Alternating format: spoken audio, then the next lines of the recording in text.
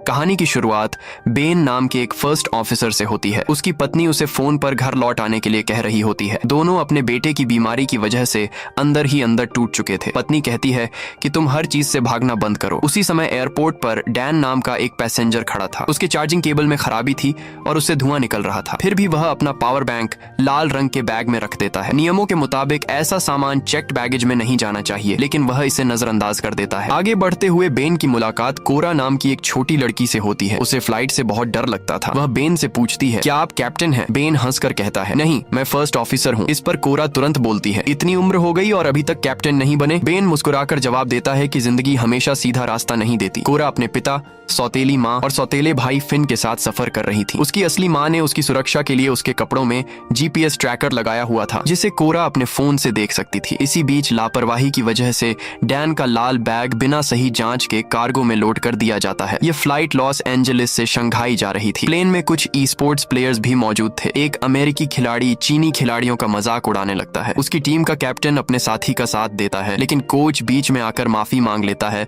और मामला शांत कर देता है। इस फ्लाइट के कैप्टन का नाम रिचर्ड था। प्लेन उड़ान भरता है और तभी हमें पता चलता है कि बेन पहले एयरफोर्स में था। उसने अपने सीनियर ऑफिसर के खिलाफ हाथ उठा दिया था क्योंकि वह नियमों का सही पालन नहीं कर रहा था। इसी गलती की वजह से बेन अपनी नौकरी, पेंशन और सारे फायदे खो बैठा। अब वह एक छोटी एयरलाइन में फर्स्ट ऑफिसर की नौकरी कर रहा था। दूसरी तरफ स्पोर्ट्स प्लेयर लिली अपने कैप्टन सैम से पूछती है कि वह उसका लेटर पढ़ने से इतना डर क्यों रहा है। सैम कहता है कि वह डर नहीं रहा, बस चीन लौटने के बाद पढ़ेगा। फिर वह वॉशरूम की तरफ जाता है जहां उसने लिली के लेटर्स अपने फोन कवर में छिपा कर रखे हुए थे। इधर कोरा का पिता उसे समझाने की कोशिश करता है। वह कहता है कि कम से कम अपने भाई फिन के साथ थोड़ा अच्छा व्यवहार करो, लेकिन कोरा उसकी बात नहीं सुनती। उसे अपनी स्टेप मदर बिल्कुल पसंद नहीं थी। उसके पिता वॉशरूम चले जाते हैं और थोड़ी देर बाद उसकी स्टेप मदर भी उनके पीछे चली जाती है। उसी समय कार्गो में पड़ा खराब चार्जिंग केबल अचानक चिंगारियां छोड़ने लगता है और वहां आग लग जाती है। फिन को अपने माता पिता दिखाई नहीं देते तो वह कोरा से पूछता है कि वे कहाँ हैं। कोरा मजाक में कहती है कि वॉशरूम के पास एक पूल है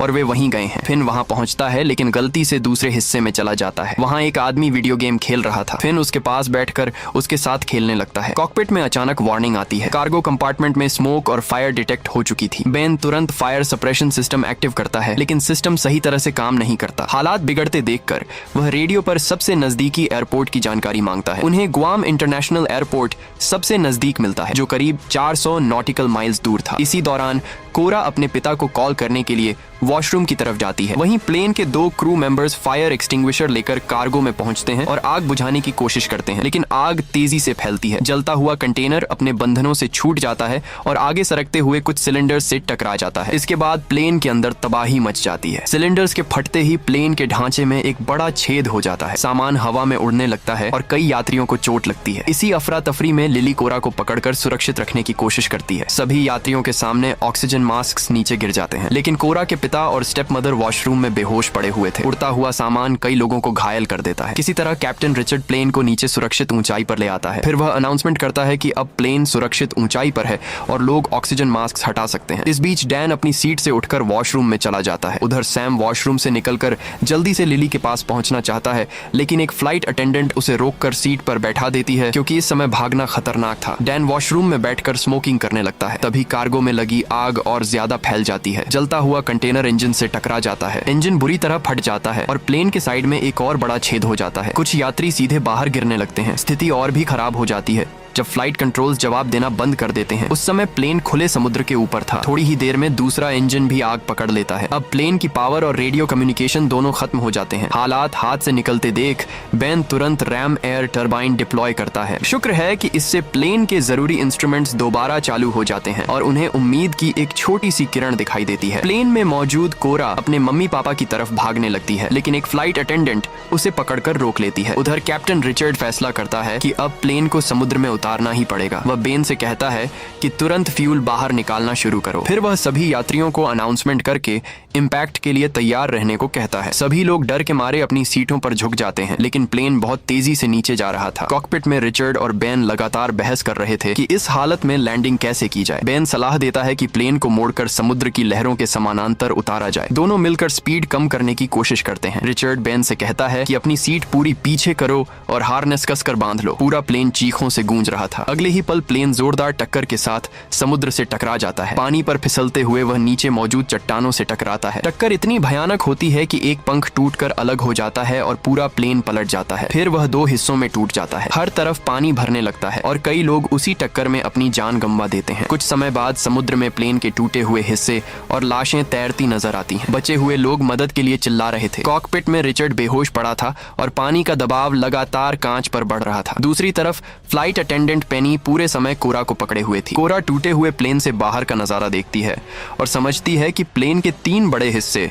अब एक दूसरे से काफी दूर जा चुके हैं। पेनी कोरा को वहीं रुकने के लिए कहती है और कॉकपिट में पहुंचती है, जहां बेन रिचर्ड को सीट से छुड़ाने की कोशिश कर रहा था। तभी रिचर्ड को होश आ जाता है। वह बेन से कहता है कि क्रैश एक्स से सीट काटकर उसे बाहर निकालने की कोशिश करो। उधर प्लेन के बीच वाले हिस्से में सैम को एहसास होता है कि लिली अपनी सीट पर नहीं है। आसपास मौजूद ज्यादातर लोग बुरी तरह घायल थे। सैम बार बार लिली का नाम लेकर उसे पुकारने लगता है। दूसरी तरफ प्लेन का आखिरी हिस्सा उल्टा होकर पानी में तैर रहा था। वहीं फिन एक आदमी के साथ मौजूद था और फ्लाइट अटेंडेंट जोई भी उसके पास थी। इसी बीच लिली पानी में तैरते हुए प्लेन के टूटे हुए हिस्से तक पहुंच जाती है। उसके पैर से लगातार खून बह रहा था। कॉकपिट में बेन और पेनी पूरी कोशिश करते हैं, लेकिन रिचर्ड को बाहर नहीं निकाल पाते। ऊपर से कॉकपिट का कांच किसी भी पल टूट सकता था। बेन समझ जाता है कि अगर वह रिचर्ड का पैर काटेगा तो वह खून बहने से मर जाएगा। तब रिचर्ड उसे कहता है कि दरवाजा बंद करके यहाँ से निकल जाओ, ताकि पानी सिर्फ कॉकपिट में ही रहे और बाकी हिस्से में न फैले। फिर वह बेन से कहता है, अब यह प्लेन तुम्हारा है, घर जाओ और अपने बेटे के साथ रहो। बेन वहां से निकलने लगता है तो रिचर्ड उसे ELT चेक करने के लिए याद दिलाता है। बेन बाहर का हाल देखकर सन्न रह जाता है। प्लेन के आखिरी हिस्से में ज्यादातर लोग मर चुके थे और पूरा हिस्सा उल्टा होकर पानी में फंसा हुआ था। उसी समय वॉशरूम में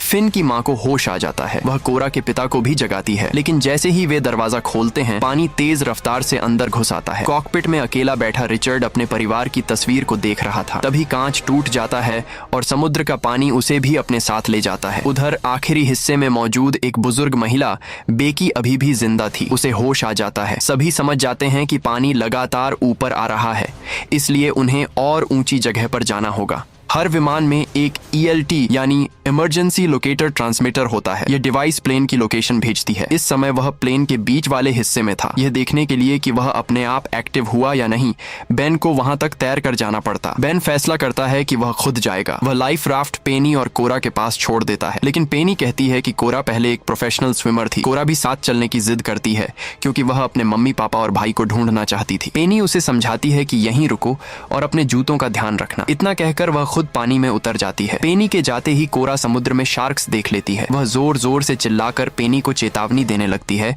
लेकिन पेनी उसकी बात सुन नहीं पाती। तभी बेन राफ्ट को पानी में उतारता है और दोनों पेनी की तरफ बढ़ने लगते हैं। दूसरी तरफ प्लेन के आखिरी हिस्से में फंसे लोग सिर्फ एक एयर पॉकेट की वजह से जिंदा थे। अगर वे बाहर निकलने के लिए दरवाजा खोलते तो पूरा हिस्सा डूब जाता और सभी मर जाते। उधर समुद्र में शार्क अब पेनी के बहुत करीब पहुंच चुकी थी। उसे दूर से कोरा की आवाज तो सुनाई देती है, लेकिन शब्द समझ नहीं आते। अगले ही पल शार्क हमला कर देती है। बेन पूरी कोशिश करता है कि पेनी को ऊपर खींच ले, लेकिन वह उसे बचा नहीं पाता। इसके बाद शार्क उनकी राफ्ट पर भी हमला करती है। बेन एक चप्पू से उसे पीछे हटाने की कोशिश करता है और किसी तरह उसे दूर भगा देता है।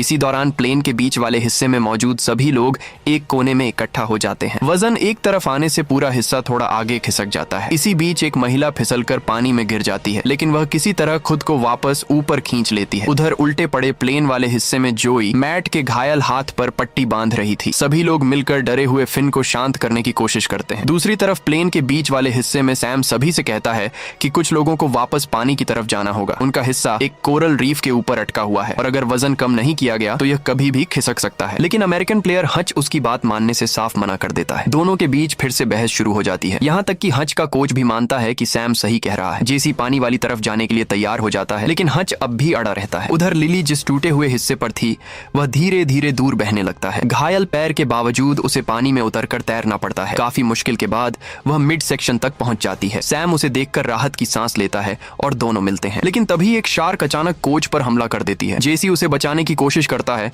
मगर वह भी शार्क का शिकार बन जाता है। ये देखकर हच का गुस्सा फूट पड़ता है। वह सारी गलती सैम पर डालने लगता है और उसकी पिटाई शुरू कर देता है। तभी बेन वहां पहुंचता है और हच को खींचकर अलग कर देता है। उधर प्लेन के आखिरी हिस्से में जोई कहती है कि वह नीचे तैर कर बाहर निकलने का रास्ता ढूंढ सकती है, लेकिन मैट उसे रोक देता है। उसका हाथ टूटा हुआ था, फिर भी वह खुद जाने की जिद करता है। बेकी उसे मना करती है, मगर मैट नहीं मानता और एक हाथ के सहारे पानी में उतर जाता है। वह प्लेन के नीचे से रास्ता बनाते हुए आखिरकार सतह तक पहुंच जाता है। ऊपर आते ही वह जोर जोर से मदद के लिए चिल्लाने लगता है। तभी उसे कोरा के पिता दिखाई देते हैं, लेकिन अगले ही पल एक शार्क उन पर हमला कर देती है और उन्हें निगल जाती है। यह देखकर मैट दहशत में चीखने लगता है। वापस मिड सेक्शन में बेन सबको बताता है कि वे लोग सच में बहुत भाग्यशाली हैं। प्लेन में कुल 293 लोग थे, लेकिन अब उसे मुश्किल से 30 लोग ही जिंदा नजर आ रहे थे। यहाँ कुछ लाइफ राफ्ट भी मौजूद थी। बेन ELT यानी इमरजेंसी लोकेटर ट्रांसमीटर को ढूंढना शुरू करता है। उधर कोरा अब भी अपने पापा को ढूंढने में लगी हुई थी।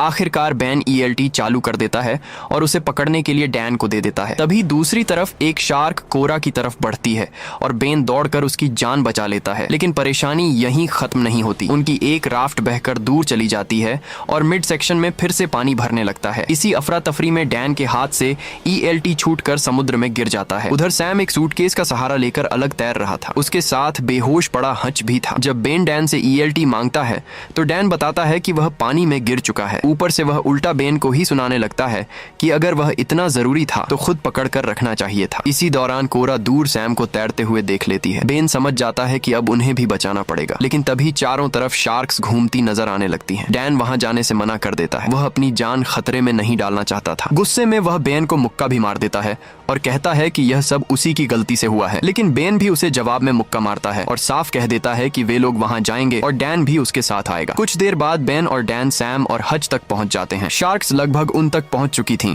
लेकिन बेन सही समय पर दोनों को बचा लेता है। दूसरी तरफ उल्टे पड़े प्लेन के हिस्से में अब और इंतजार करना नामुमकिन था। बेकी वहां से जाने से मना कर देती है। वह सिर्फ जोई से कहती है कि फिन को लेकर निकल जाओ। जोई वादा करती है कि वह वापस आएगी और फिर फिन को साथ लेकर आगे बढ़ती है। रास्ते में उन्हें मैट की लाश दिखाई देती है। दोनों किसी तरह सतह तक पहुंच जाते हैं। पास ही एक बंद पड़ा लाइफ राफ्ट भी बहकर आ चुका था। उधर लिली अचानक आसमान में एक प्लेन देखती है। सभी लोग पूरी ताकत से हाथ हिलाकर मदद मांगते हैं, लेकिन वह विमान उन्हें देख नहीं पाता और आगे निकल जाता है। इस बीच जोई राफ्ट खोल देती है। वह फिन को उसमें बैठाने ही वाली थी कि अचानक शार्क हमला कर देती है, लेकिन इत्तेफाक से शार्क्स आपस में ही लड़ने लगती हैं। मौका मिलते ही जोई फिन को राफ्ट में चढ़ा देती है और खुद भी किसी तरह ऊपर आ जाती है। उसके पैर से काफी खून बह रहा था। कुछ ही सेकंड बाद वह बेहोश हो जाती है। अब फिन बिल्कुल अकेला था। वह जोर जोर से मदद के लिए चिल्लाने लगता है। तभी उसे महसूस होता है कि राफ्ट नीचे से हिल रही है। वह नीचे झांक कर देखता है तो एक शार्क राफ्ट से टकराती है। फिन संतुलन खो देता है और राफ्ट के किनारे लटक जाता है। उधर उल्टे पड़े हिस्से में पानी अब बेकी की गर्दन तक पहुंच चुका था। उसे अपनी पोती की याद आने लगती है। वह भगवान से दुआ करती है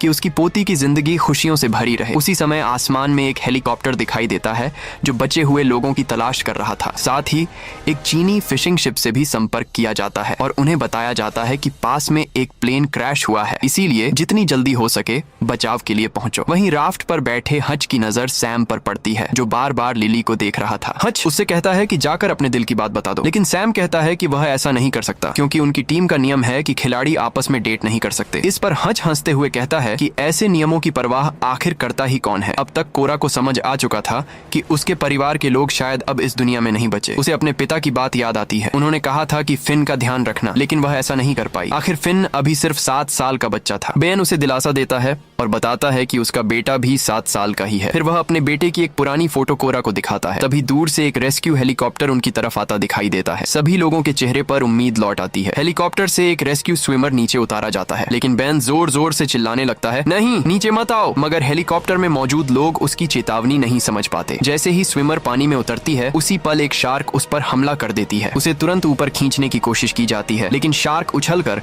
उसे अपने जबड़ों में दबोच लेती है। रस्सी अब भी उससे जुड़ी हुई थी, जिसकी वजह से हेलीकॉप्टर का संतुलन बिगड़ जाता है। कुछ ही सेकंड में हेलीकॉप्टर घूमते हुए समुद्र में जा गिरता है। हेलीकॉप्टर के टकराने से उनकी राफ्ट भी पलट जाती है। लोग किसी तरह खुद को संभालते हैं और वापस ऊपर आ जाते हैं, लेकिन ऊपर खींचे जाते समय डैन एक फ्लाइट अटेंडेंट को धक्का दे देता है। वह सीधे पानी में गिरती है और अगले ही पल शार्क्स उसे घेर लेती हैं। उसी दौरान एक चीनी फिशिंग शिप वहां पहुंच जाती है। हालांकि जहाज उनके काफी पास नहीं आ सकता क्योंकि बीच में कोरल रीफ थी और पानी बहुत कम गहरा था। अब लोगों को खुद ही वहां तक पहुंचना था, लेकिन मुश्किल यह थी कि राफ्ट में पैडल ही नहीं थे। तभी बेन को एहसास होता है कि कोरा राफ्ट पर नहीं है। वह दूर टूटे हुए प्लेन के एक हिस्से पर अकेली खड़ी थी। बेन बिना समय गंवाए उसकी तरफ तैरने लगता है, लेकिन उसके पीछे पीछे एक शार्क भी आ रही थी। किसी तरह वह कोरा तक पहुंच जाता है और उसे अपने साथ चलने के लिए कहता है, मगर कोरा मना कर देती है। वह कहती है कि वह अपने डैडी के पास यहीं रहना चाहती है। बेन उसे समझाता है कि उन्हें बस थोड़ा सा रास्ता बदलना है। फिर वह कोरा को अपने शरीर से बांध लेता है और दोनों आगे बढ़ने लगते हैं, लेकिन चारों तरफ शार्क्स भरी हुई थीं। यह देखकर चीनी मछुआरे